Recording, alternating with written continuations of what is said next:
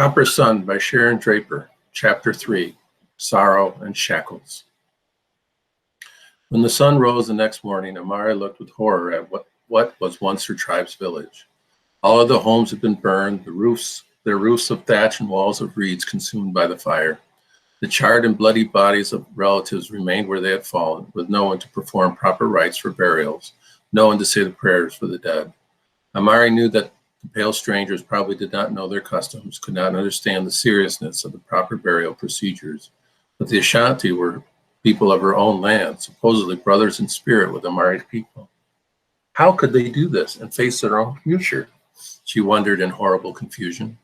It was just one of many questions for which she had no answer. Where did these strangers come from? Why do they want to hurt us? How can I continue to live without my family?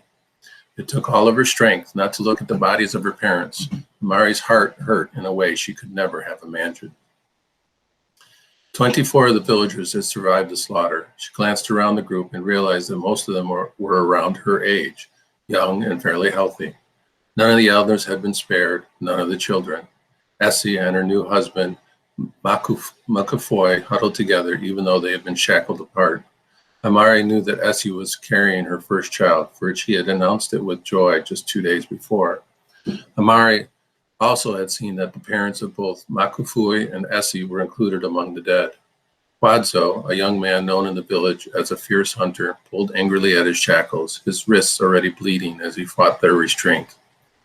A huge gash on his head had stopped bleeding but was open and untreated. He needed the medicine woman to wrap it in healing leaves, but no one seemed concerned about his injury.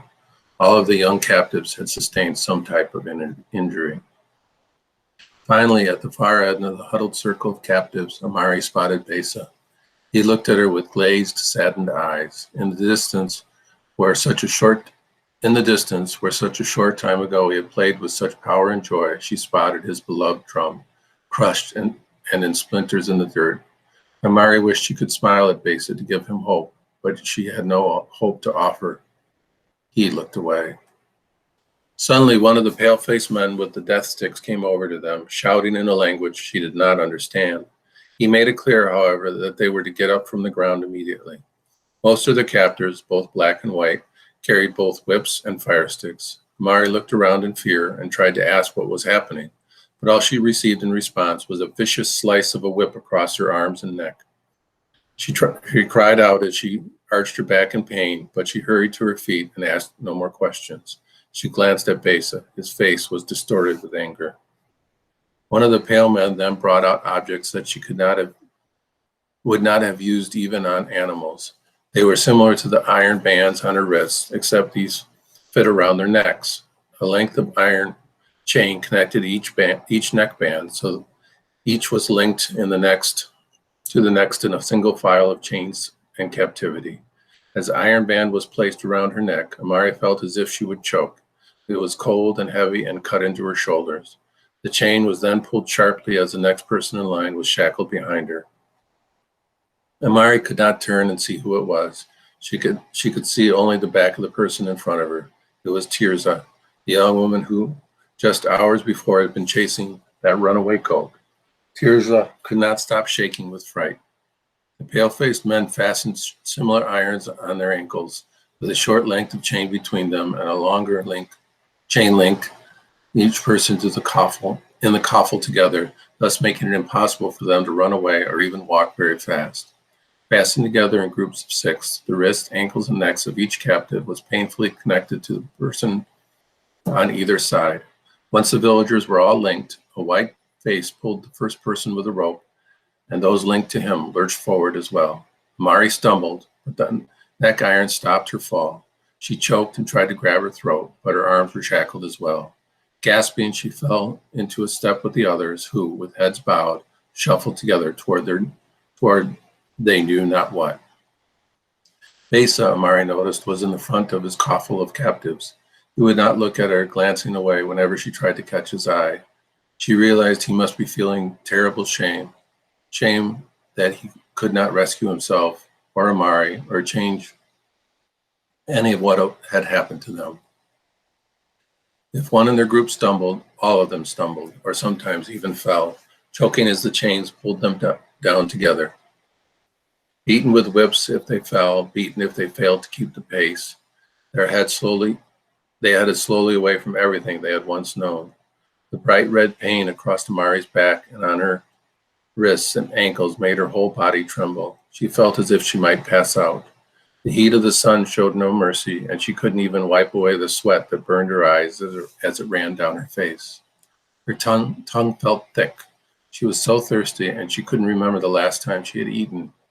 As she walked, she tried, but couldn't comprehend the incredible cruelty of the men who had done this. Nothing made any sense. Her stomach knotted up every time she thought of her last glimpse of her mother and father, dead, unburied, and covered with flies. And little Quasi, he was just a small boy who had never even heard a grasshopper. How could he be dead? Amari felt dizzy, but she dared not stop or stumble. The first path they traveled was the long road that led from their village to the big river several miles away. It seemed as if even the trees bowed their heads as they passed. The birds, normally full of chatter, were silent as the group marched past them for the last time. Day after day, the captives walked, saying very little to one another or to their captors. One afternoon, Amari heard Quadzo try to speak to one of the Ashanti who guarded them. "Why do you do this, my brother?" he whispered, when out of earshot of the white soldiers. "Our tribes have been at war before," the Ashanti responded, a defensiveness in his guarded tone. "This time, however, I shall be greatly rewarded." He strode ahead then and said no more. Amari wondered what he meant. The wound on Quadzo's head grew swollen and purple, and Amari could tell he was in pain, but he continued on, as they all did, one foot after another, mile after mile. His face was one of anger and hatred. Base's face, when she got a chance to glimpse at it, had become a mask. The captives were never unshackled. Each set of 6 ate together, slept together, had to urinate and defecate together. They were given just a little food each morning and very little water. Each group was forced into a rhythm, keeping a pace that was difficult for the slowest and weakest of them as they marched. In Amari's group, it was Tirza who seemed to have given up. She walked slowly and stumbled often. Her back was soon a patchwork of welts from being whipped when she could not keep up with the rest. One night she whispered, "I cannot live like this, Amari. My parents, my sisters, all whom I love are dead. I would rather die than be enslaved like this." "Tirza, stop talking like that," Amari whispered back. "We must live." "Why?" she asked dully. "Because as long as we have life, we have hope," Amari said fervently. "Hope of what? Escape, perhaps?" "You are a dreamer, Amari," Tirza told her quietly. "I have no dreams left." And the next morning, Tirza was dead. She had simply ceased breathing during the night. The leader of her captors looked at her lifeless body and cursed. He unshackled her, tossed her body to the side of the road, and spat upon it. The rest of them were told to get up and move on. Amari was surprised and saddened to realize that the travel in their chained coffle, now 5 instead of 6, was lighter and easier without Tirza. Her heart, however, seemed to beat more slowly and heavily. None of them wept for Tirza or even looked her way as they passed.